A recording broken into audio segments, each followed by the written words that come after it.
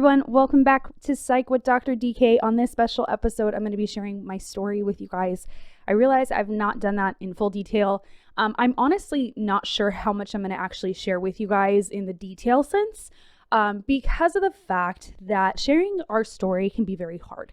There have been a lot of times that I've briefly shared what I've experienced, and I've kind of been met. No, I haven't kind of. I've been met with, prove it to me. And this isn't like, wow, I didn't know you went through those things. I'm so sorry. It has been from the context, and basically the question back was, I don't believe you. I think you're lying. If you really went through foster care, what were your foster care parents' names? Or if you were really abused by your parents, how come, they weren't arrested? Or how come you weren't taken away sooner? Why was it when you were 15? And honestly, those questions can be very hurtful. I have shared my story in a lot of different arenas, sometimes one-on-ones and sometimes in group settings, to hundreds of parents. And I have actually been asked by people in general, why should I trust you? Why should I trust what you went through? And it's because I've gone through it. And that is not a pride thing. It's not something that I'm proud of. It's reality of, I've actually gone through this. I've lived this. And it makes it hard to want to sometimes share that story of what I've gone through. So I really don't know how much detail I'm going to be sharing. But my hope out of this is that more people are comfortable with sharing their story without having to go into detail. And people wouldn't say, I want you to share all of this information with me and all of these details with me. When you share your story, you do not have to share the details. You don't.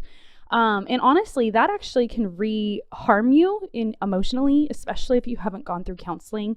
I still struggle with it. Sometimes I get nightmares after sharing, and I don't share a lot of details. I just say, I was in foster care. I experienced this abuse at the hands of my parents. And I think that is enough for some arenas and some conversations. Some people just get it, and other people don't. And I think what I've learned over the course of my life is that not everybody is actually interested in the truth. They're not interested in the truth. What they're interested in is getting you caught up in what you're saying.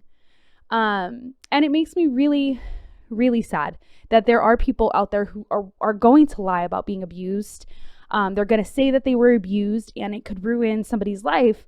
But then there's also where on my side, the abused person is being told they're the liars. And it ruins your heart. So I'm going to jump in and just kind of share, and then we'll go from there. And if you guys have questions, you guys can feel free to put them in the chat. I will answer them publicly if I feel that the comment or question is appropriate. Just because, again, there are some people who will leave a comment or ask a question that really shouldn't have been asked. So again, let's just jump in. So growing up, I am one of 11 kids that are full blood from my mom and my dad.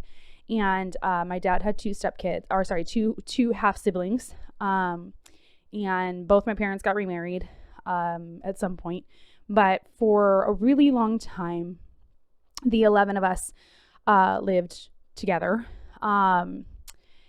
And there was just a lot. There was a lot going on. And I'm not going to share any of their stories. I'm just sharing my story. So please do not contact them thinking like, oh, you went through the same thing. We all have different experiences. And we all experienced some different things. And then there were some collaborative things that we actually dealt with together. And one of those things was foster care. So growing up, my mom always threatened foster care. Do you want CPS to come get you? Do you want do you want to go to a foster home? Then you need to listen to me. And really where I think that stemmed from is that she was in foster care. She started, I think, at the age of 8, and she did age out. And she would call her foster care parents mom and dad. And there's a lot of trauma there. There was a lot of stuff that happened to her that she revealed to us, and things I'm sure she didn't. But there were multiple times that her and my dad made poor decisions and resulted in physical abuse and emotional abuse and spiritual abuse and mental abuse. For myself, there was a lot more, it was a mix between a lot of things. So at the age of 8, I remember the first time meeting someone who was CPS and them talking to me and asking me questions and asking, if I felt safe. And I'm like, I think so. But I also, at the age of 8, had this understanding that if I said anything against my mom or my dad, I was sinning, literally, like spiritually sinning, and that God didn't like me because of it. I also had the understanding that if I told anyone what was happening at home, that us kids, would end up on the street. I knew this from a very young age. And that drove me to not trust anybody. And it drove me to keep a lot of secrets. And for a really long time, I hid being sexually abused. And that was really hard to deal with, because when I finally came out and said something, I was 13, and this story was used to my parents' benefit.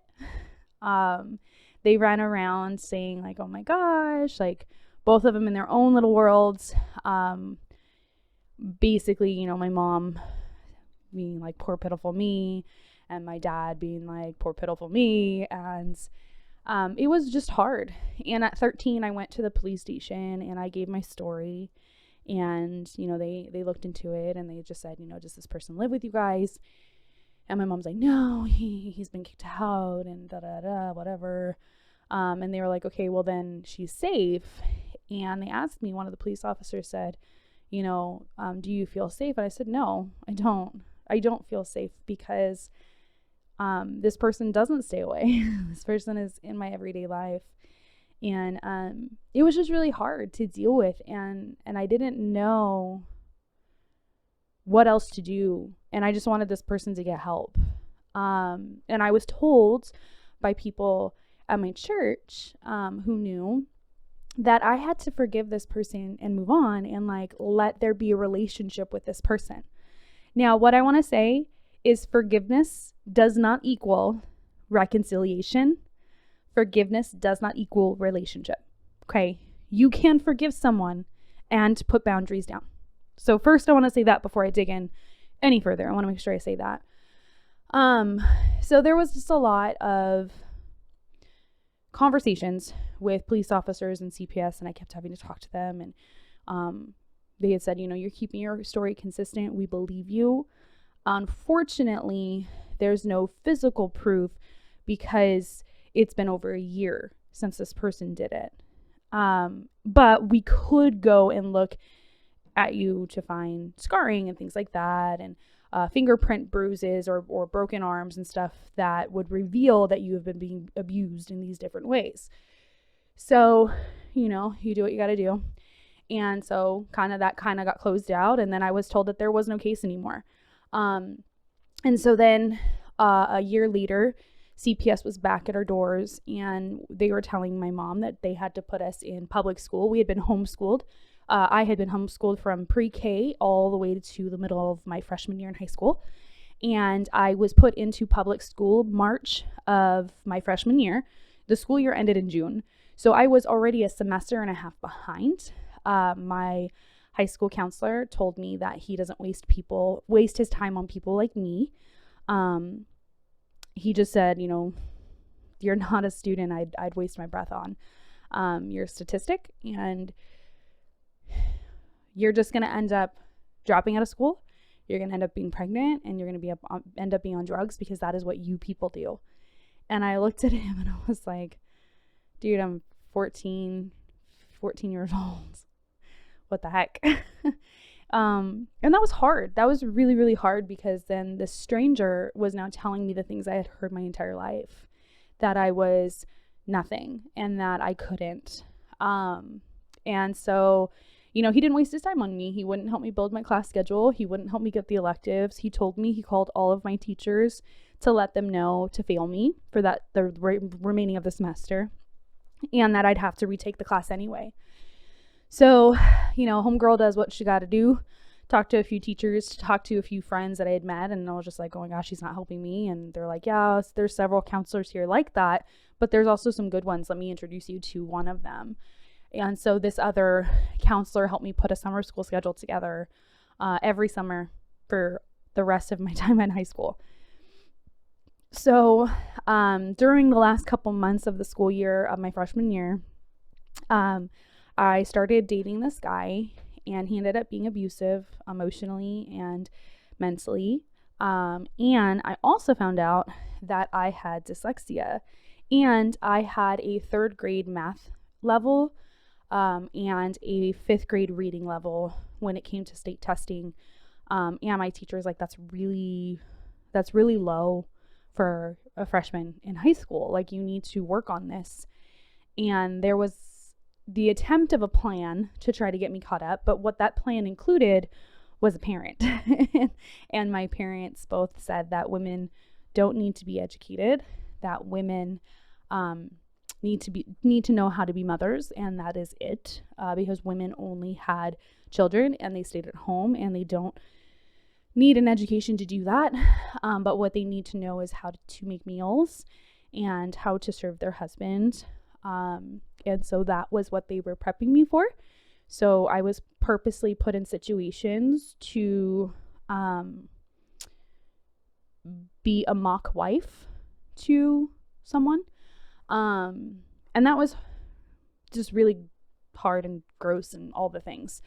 And at 9 years old, I was given a baby buddy. What a baby buddy is in our family was basically the child that you raised until that child got too big physically for you, and then you'd pass it to the older kid, and then you would take the new one.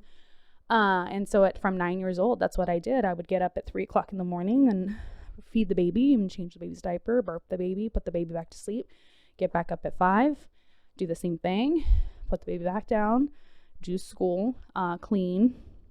And by school, I mean like teach myself. I didn't learn how to read until I was 9. So this is where the low grade came in for high school. And so I just kind of shut down, and just kind of felt like there was no point in living. There were multiple times that I attempted to overdose, as a 14, 15-year-old girl. There were several times that I would cut myself, and I also have journals or poetry where I would talk about just ending it all. And there was just always kind of something that never let me get that far. And it was God, and it was people praying for me. But it was hard. I had my hair really long. It was down to my butt, and I ended up chopping it to where it was spiky in the back, and then 2 long pieces in the front. As a sign of my parents weren't in control of me anymore, because I couldn't even cut my hair. That was how bad it was. Like, there were certain clothes I couldn't wear. There were certain things I couldn't do or say. I couldn't hang out with people. We were grounded all of the time. That was like a collaborative thing. It was, my parents were mad, and we'd get grounded for a month. And I remember one time we got grounded for like 2 years. Literally, I'm not joking. And they kept to it. We weren't allowed to do sleepovers. We weren't allowed to even go to church stuff. We would get grounded from going to church. And being homeschooled for so long, church was our only place that we went out. So until high school, we were literally isolated from the world. So people didn't know what kind of abuse was happening and for how long. And when people got too close, they would all of a sudden go away, and they wouldn't be around our family anymore, or we'd move. So when I was in high school, I just couldn't really feel like I could get close to people. So getting close to adults seemed a little bit easier, but I also just didn't trust them. So my teacher wanted to put this whole plan together, but again, she wanted my parents to be there, and I'm like, they're MIA. They don't believe that I should be here. all the things.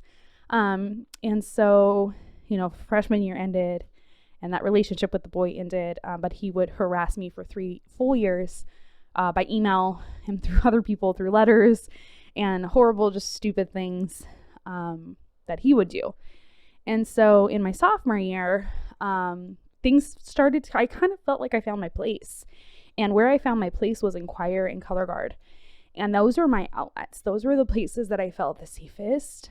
Those were the places that I felt like were home. Those were my people. I knew I was protected there. No one would hurt me or touch me, or if my family said anything to me, they would remind me, like, you are a good person. Like, you're not who your mom says you are. And there was one situation I'll share about that for an hour and a half, my mom had sat me down and told me how stupid I was, and like how she prayed that I would be abused by someone. And like, she's like, I pray that you get this and that, and this happens to you, and this bad thing happens to you. And I left where I was, and I just like, a friend picked me up and we went somewhere, and I just broke down, and I was like, this is what's been going on, and this is how long it's been going on for, and I'm just so tired of all of this, and I don't understand the point of life anymore. You know, when your parents say all these things to you and you really aren't living for anything, you're just going through the motions. And I'm a 15-year-old girl having all of these emotions, and people are like, yeah, you know, when you're 15 you have all these emotions, and I'm like, not like this. This is a whole new level of hurt when your parents are telling you that you're scum of the earth and you don't belong. And my friend just looked at me and he's like, do you want to just live with me and my mom's totally cool with it, she loves you, you're like my sister anyway. And I told him, I was like, no, I can't leave my siblings, and I can't just abandon them. And so in my sophomore year, like in the fall, further on in that year, after all that had went down, my mom had then said, if these kids get taken away, it's your fault. You're responsible because you're not coming home after school. You're focusing on school. You're going to just end up pregnant anyway. You're going to drop out. You're going to end up on, like, she's like, I already know you're doing drugs, which I never had done drugs in my life, and would never do drugs in my life. But she's like, you've lost all this weight. And it was because I was finally active in color guard and choir, and, you know, I was happy, and I wasn't just sitting at a TV eating food all day. And my mom just couldn't piece those two things together. And then my dad started saying the same things to me, and then my brothers started saying the same things to me. And my mom would let me go somewhere and then tell my family that I ran away. And then they would call the cops on me that I ran away. And I'm like, oh my God, like all of these things just to make my life difficult is what it seemed like was happening. And so I had went to a color guard competition. I told my mom where I was going. I was like, this is where I'm going. You know, I have a color guard competition today. And she's like, yeah, whatever, get out of my life. And I was like, okay. So the night before, that Friday, I had stayed at a night, and I let my mom know, like, I'm staying at my friend's house. And it was a football game, so we were going to leave late and then have to leave super early in the morning. And at this point, what would happen is my mom would not be taking me to and from school. I was walking. I was having to be at school at like 6:30, 7 o'clock in the morning. She would take me sometimes, but not always. And if she didn't want to take me, I had to walk to school, and it was a 4.5, 5 mile walk one way. And then I would call her to get picked up, and she'd be like, I'm not picking you up, or she just wouldn't answer it. She'd ignore me, and I'm like, okay, whatever. And then I would get home, and she would lock the doors and the windows, and I could hear them in the house. And she's like, don't let her in. Like, she doesn't belong here. She doesn't live here anymore. And I'm like, you know that I live here. Like, I am your kid. And she's like, you're not my daughter. You're not my kid. Like, why are you here?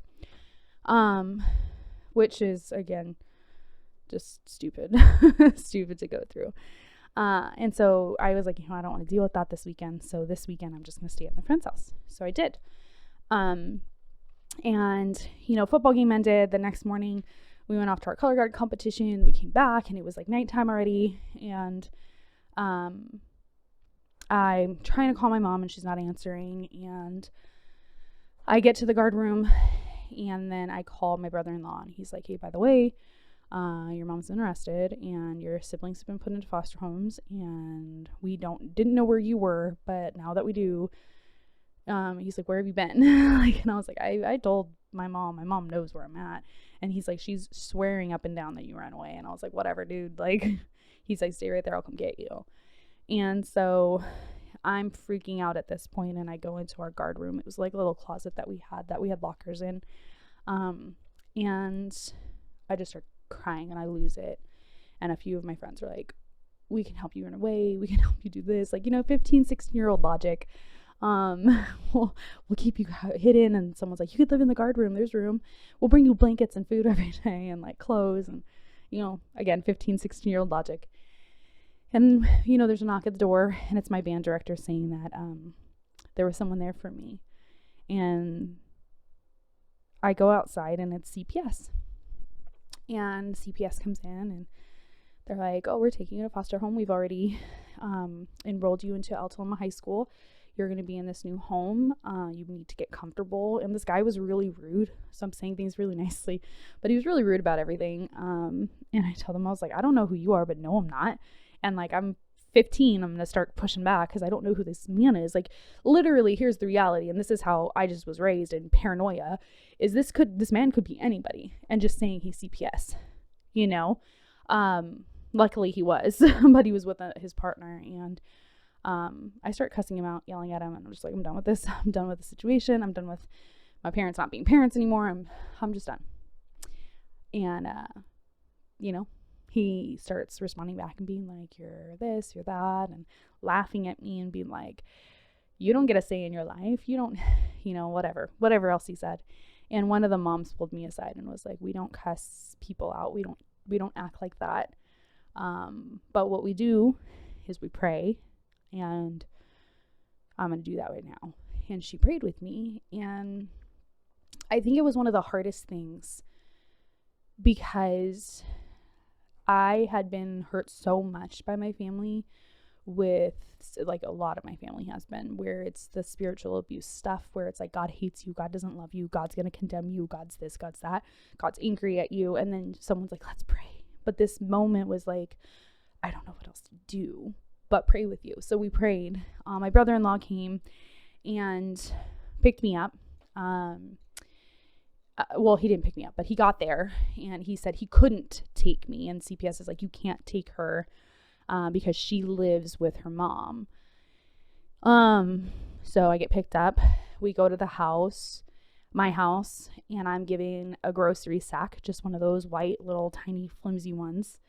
And the guy says, you have 5 minutes to grab your stuff. And then that's it. He's like, only take what fits in the bag. And like, I'm in panic mode. I remember walking in my front door and just being like, it was dark, and because the electricity had been turned off because my mom wasn't paying the bill. And I remember just seeing the house in shambles, and just like, it felt so depressing because it was like this had been torn apart again. And this time we're all in different places, and I didn't know where my siblings were, and I haven't been able to talk to them yet. And the thing that was repeating in my head was, Denisha, this is your fault that this happened. If you weren't selfish, the words my mom had said, if you weren't selfish, and if you stopped focusing on school, this moment you wouldn't have to live in. And I packed my bag. It didn't make any sense. I had like 2 different shoes by accident because it was dark. I couldn't see. I just grabbed. I had an outfit that I had like grabbed jeans and a skirt. Didn't grab any shirts. I didn't grab my backpack. Like, I didn't grab anything that I needed. So we're put into foster homes at this point, and we're all split up between 3 houses. And it was just one of the hardest things in my life because, again, like, not only am I'm afraid of what's happening, me and my siblings are all split up, and there's 8 of us at this point because there was 3 older people. 3 of my other siblings were older. And it was just a lot to go through. And so I'm placed in this foster home. A couple weeks later, my sister and my brother-in-law are able to get guardianship of all of us in their townhome. And then we're able to move to a house, but then my brothers went back with my dad, and, my dad wasn't allowed to have custody of me and my sister. And so we stayed with my sister. But then my CPS worker told me that I had to leave their house because I was going to be turning 18. And I could not stay in the same room as my sister, who was under the age of 18. It didn't matter that we were siblings. I was an adult now. And he's like, you have to leave. No resources, no guidance. He's just like, you got to get out. So I'm in my senior year of high school, and I'm just like, oh my God. So I do what I have to do, and I move back in with my dad. and I'm not feeling comfortable. I don't feel safe there. So I graduate and I end up moving out of my dad's house into an apartment. A year goes by, can't keep the apartment. I wanted to go back to college. Enrolled in college, failed my first semester of college. And I'm like, oh my God. And there's still a lot of emotional abuse going on from my parents, and a couple of times where it was physical, even though I was 18. I was an adult now. I could legally fight back, but they could also legally really hit me. But then I can now sue. like not that great. Not great. It's not great. That's what that means. So I decided to do something different. And that stemmed from a conversation that a professor had, even though I didn't do very well in his class. I think I got like a C, but I had really bad grades that semester. I think I had 4 classes. I think I failed 2. I had a D in one and a C in another, or something like that. And it was like a 1.8 GPA or something that I ended with that semester. And I was put on probation for financial aid. But in this class, this professor says, if in 10 years you wake up, would you be happy with the choices that you've made? Or would you be upset that you didn't make different choices or choices at all? And this got me thinking of like, I want to change my life. I'm tired of being in poverty. I'm tired of my parents telling me I'm a nobody and a nothing. And if the day comes that I need to step up to take in my younger siblings, I'm not going to be able to do it if I don't change what I'm doing now. So from 19 to 24, I was homeless. For a full year, I lived in my car during that time, which is really scary to park outside. Like I'd park outside Starbucks and Stater Brothers and try to sleep. And on the cold nights, it sucked because it was freezing. And I had an option of running out of gas, because I kept my heater on, or being cold and trying to get another blanket, which both of those situations didn't work out. And then the other option that I had on the hot days was to roll the windows down. But again, that would allow someone to break in the car. It was just not a safe environment. So I made a decision to stay with people that I knew. And sometimes what I would do is I would meet someone for like the first time, be like, hey, let's hang out, and then be like, hey, can I spend the night? And they're like, yeah, sure. And I would spend the night at a stranger's house, which is not safe. But I did this for 4 years because there was no other way to do things. I was in survival mode. And I look back at that sometimes and I'm like, man, I'm surprised that I wasn't abused by someone, caught into human trafficking somewhere, or like just ran into the wrong person. So it's kind of scary. But there was moments where I stayed with people, and some environments were really, really good, but it was so short term that it was like, I can't afford $500 a month for rent when I'm only making $450 a month. So I was working and going to school full time, and I finally ended up getting out of that situation, ended up getting my own apartment at 24. And within a couple of days, I had actually not even moved yet. I was living somewhere, and my brother's like, hey, can I come crash on your couch? And then it turns out he's like, I need a place to stay. And so I was like, oh my gosh. And the place I was staying was like, no boys at all, just girls. Even though like my roommates were okay, the landlord wasn't okay with it. So I had to make a decision. So I decided it was time to move out, and we got our own apartment. And then I got a call a few days later that my other brother needed a place to stay because he was running away. And they were just 18 and 19 years old. They just turned 18 and 19. And then a few months later, we get a call that I need, there's a situation going down with my dad. It's not good. It's very bad. And I learned everything of what had been going on and was able to help report it and be someone who had witnessed it. So I was able to speak into it from a legal perspective. And then I got the call that 3 of my siblings, who were 12, 14, and 15 at the time, needed a place to stay. And it was either foster homes again, or it was I could figure out how to get guardianship of them. And so at 24 years old, I had 5 extra people living in my 1-bedroom, 1-bathroom apartment. That was 500 square feet. And that was hard. It was really, really hard. You can ask them. It was not a pretty time in our life. We did what we had to do, and there was a lot of tension emotionally and mentally. I feel like we all struggled in some sort of way.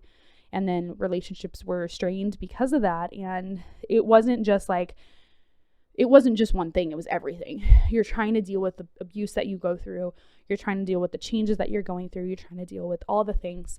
But during that time, I learned that my parents had started rumors about me, that I was a prostitute, that I was a drug addict, that I kidnapped the kids. That one was a really fun rumor to try to clean up at my church.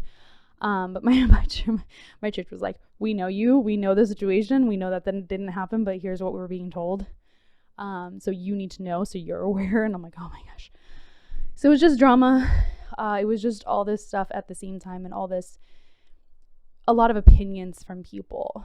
And I think the hardest part was that there was a lot of encouragement, but there was a lot of people who felt that their opinions mattered. And I didn't know how many times people said, you're crazy for doing this. And I don't mean in like, I support you. I mean like, you're an idiot. And I'm like, at that point I had been dating someone, and several people asked me, what is, how is that fair to him? And I'm like, wow. Okay. So you're telling me literally to be selfish in this moment, over a relationship.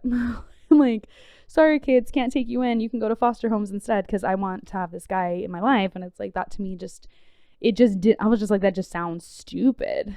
I'm like, I'm not doing that. They're my siblings. Like, this is family. I'm supposed to step up. And so a few months later, well, it was 9 months later. I'm not even going to say a few months. It was 9 months later. It was a long, long time after. A friend of ours at the church helped us get into a townhome. And then our church at that time, Flipside, shout out to Flipside, they helped us put beds and dressers in every single room. They helped me fill the house with dishes, furniture, food, everything that we needed, even a Christmas tree for Christmas. And it was like, for the first 3 years that I had the kids, every year someone donated us a tree. And I thought that was pretty cool. And I just remember feeling like life was so chaotic and crazy. Because it was. And I was in and out of the court. I felt like I was there all of the time. I was losing hours at the restaurant I was working at, so I decided to step down. And I was able to get a job at a salon. And so then from there, I was able to finish my bachelor's. And I finished my bachelor's in 8 years. And some people were like, yeah, that's kind of how it goes when life hits you like a storm. But I had to petition to get into a master's program because my GPA was a 2.8. And when you petition, you basically have to tell them your story. And then, I finished my master's in a year, and then my PhD in 3.5 years. So statistically, it takes master's usually 2 to 3 years, unless you can fast track it like I did. And a PhD is typically 5 to 7 years on average for PhD programs. And I did it in 3.5. But now I'm realizing the importance and the significance of telling my story, not just as a person, but as a foster care kid. I wrote my book, From Foster to PhD. The link is below. You guys can grab it from there. But there are so many stories of just really, I've looked around and there's very few success stories, and there's very few encouraged stories of sharing how you feel. Most of the time when you read a book, it's about what you went through, and it's detailed, and it's hard to get through when you've experienced trauma. But what I'm learning is that not everyone needs to know the details, and not everyone gets to be in the details with you. People will, when you share your story, people will feel closer to you than you are in reality, and that's really not great. But I've realized, like, I've thought through some things, and like, I was so desperate just to find a place that wanted me, in every aspect of my life, from work to church, from friends to relationships, and even family, that I was risking healthy relationships for just whatever I could get. And so it landed me in a lot of not so great relationships and friendships. And in the last 4 or 5 years when I met Mark, my husband, that changed, that shifted, where it was, I had great friends 5 years ago. I still have really good friends. But there was a lot of friendships lost, and a lot of people who would say, like, I can't handle what you're going through, so I'm out. And I'm like, okay, peace out. And then years later, they're like, oh, I want to be your friend again. And I'm like, that's not how that works. That's not how that works. But in the last 5 years, I've really felt like I have people who know me, but there is that apprehension to get close to people, because getting close to people means that I'm exposed.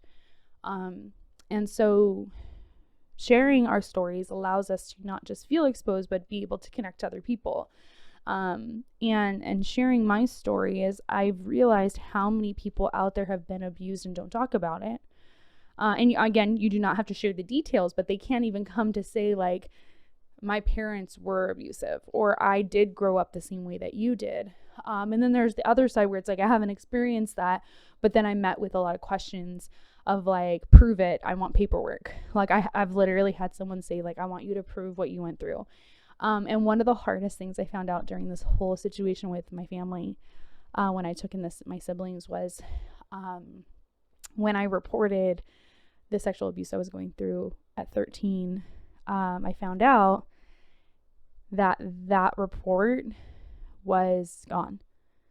And that is one of the crappiest feelings ever to have. So I'm like, and I asked, I was like, why did they keep having me relive it then if they just threw it away? And I found out that there was evidence that was tampered with. And there were several fraudulent letters written on behalf of another victim that wasn't a victim. So someone wrote a letter saying this, and so they thought my story was also fraudulent, and so they threw it away. And that was the hardest thing, is there were so many mind games and emotional damage that was done throughout my whole life. And then to hear at 24 people being like, hey, your parents told me you're a whore, you're a prostitute, you sleep around for money, you're a drug addict, you're an alcoholic, you're not really. And then someone actually said this to me. They said, your dad said that you're not actually in school. It's not for your bachelor's, like, you're in school to become a pole dancer. And I was like, excuse me? And they're like, that is what he said to me. And I'm like, no. I'm like, I can prove where I'm going to school too. And so a lot of the times when I would try to like expose what really happened, I was met with, well, that's not what your parents said. And they believe my parents. I've been told I'm brainwashed. I've been told I'm lying. I've been told, again, that you have to forgive and have a relationship with them, because true forgiveness to them equal the relationship. And I'm going to say it again and again and again. Forgiveness does not equal reconciliation. Forgiveness does not equal a relationship. Period. When someone is still abusing people and still manipulative and still narcissistic and lying and hurting people, and then apologizing in a way that is it's a slap to the face, it's not worth damaging your heart further to be in a relationship with this person. And I learned that a lot the hard way. I would try to reconcile with my parents, and then they would pull me into a room and be like, you know that I have to have a relationship with you, right? Like, I don't want one with you. And there was several moments that both of my parents would say, you're not my child. And if I like called another parent mom or dad, just because that's how I was in high school, I'd always be like, oh, mama, last name of the person. Hey, papa, last name of the person. They would immediately disown me. And that is, you can't disown your kids, but apparently you can. So I've learned over the course of my life that not everyone is to be trusted with your story. Not everyone is going to protect your story. Some people are going to go tell your story on their behalf and twist what you've said and lie about what you've said. Some people are not going to believe what you have to say, and you do not have to prove that stuff to anyone. The hard part is, I hate so much when people lie about being abused and then they come out and they're like, oh, it never happened, or like, oh, well, I needed this or that from them. And so I figured if I could just put this pressure, and I'm like, you make it so hard for someone like me. When you get involved, like, and if you hear, and like, I hate this when people hear about someone in their life being abused, they were like, oh, well, I can provide a character witness for the abuser or the abused, or I can provide detail to help the abused. Oh, I went through something similar. Your story might be similar, but it's not the same thing. And this person needs to be allowed to deal with it, first off. But secondly, like, stop getting involved in tampering with stuff, because that was something that was so heartbreaking to me. Like, it crushed me at 24. And it put me into a really bad anxiety and depression episode, where I did start drinking more, to be numb. And luckily it lasted very short, because someone looked at me and they're like, this is not who you are. And I'm like, you don't know what I just found out. And he's like, I don't care what you just found out. This isn't who you are. And that person stopped me and talked to me. And I just said, this is what's going on. And he's just like, this person was very wise and said, this is what they've been doing. And this is Satan trying to get into your soul to damage you even more. He comes to kill, steal, and destroy. And you're trying to do something good for your siblings. He's going to try to stop you. And I was just like, that's wise. But it was the hardest thing to go through when you find out that everything you've been trying to protect yourself and other people, to find out that someone is destroying you along the way. And I've heard it all. People are like, I've been called every name. I've been asked every stupid question in the book. But my hope is that whoever is wanting to share their story to provide hope for someone else, that you can get out of abusive situations, you can create a good life. I hope that you hear that first and foremost. You do not need to share every detail. You do not need to share it all if you don't want to. The benefit of sharing is to help people get out of the fire that they are in. Once you have healed, you can reach back and say, hey, I have found a way through my faith. I have found through Christ, the true Christ, not in the manipulated Christ or God that my parents had given to me, but in the true, who God is in the Bible, the God Bible, whatever. I have found that there is this peace and this mercy, and that even when we do mess up, we can be covered through Jesus's blood. And that to me is such a relief. And that God loves me. And that everything that's happened is not something that he wished on my life. And that he is broken when we break like that and get broken like that. And I've learned that along the way, that it is okay to forgive and to put a barrier and say, or a boundary, like, you're not going to be in my life. And there's nothing wrong with that. There's nothing unchristian about that. You don't have to give everyone access to every part of you. And that's okay. Even if you do podcasts, you don't have to tell people everything. Because not everyone is going to take that information and use it for good. So that's my story. That's part of my story. Now the good parts of my story is I am now getting to go around and talking to foster care kids, parents, staff, faculty, and share my story a little bit. Encourage them, like, you know what, their life is hard and life sucks, but they can overcome things. I have a very good life. I have a very good husband. We're having our daughter in November. Like, there are so many good things that are happening. And someone asked me, they're like, are you afraid to be a mom? And I used to be afraid. And now I'm not, because I've learned, like, that abuse does not have to be, it's not actually genetic. It is a learned behavior, and I can unlearn that. And I've unlearned that over the course of the years. But I'm excited to share my story with you and hope that you guys get something out of this. This is why I'm so passionate about foster care and getting help out to these kids, because I'm going to tell you right now, when I was 19 to 28, like, I felt so alone. But then there was also when I was in high school, like, I felt alone and I felt like a bother to people.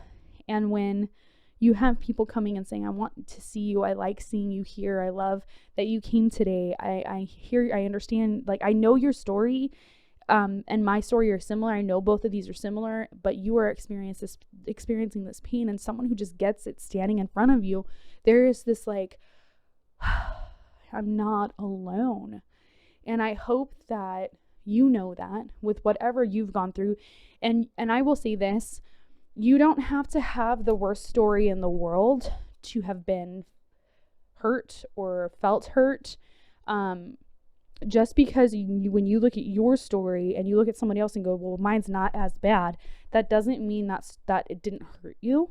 And that's some stuff that you are able to work through.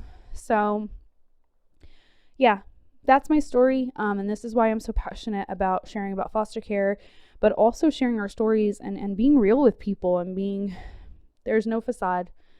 I'm someone you can come to and talk to. If you have questions, please let me know. Put them in the chat. You can message me if you don't want people seeing it publicly, but just know that you don't have to repeat what your parents did to you. And you are loved. I know you didn't feel that from your family, and I am so sorry that you didn't. But you were wonderfully and beautifully created by God, and He loves you so much, and He is not okay with what you've gone through. And I am sorry that you didn't get to get better. You didn't have better parents. You didn't have a better situation. You didn't have a better childhood, because it's not what you deserved. And I'm sorry that your parents didn't fight on your behalf. So if you have any questions, let me know. I will see you guys next week.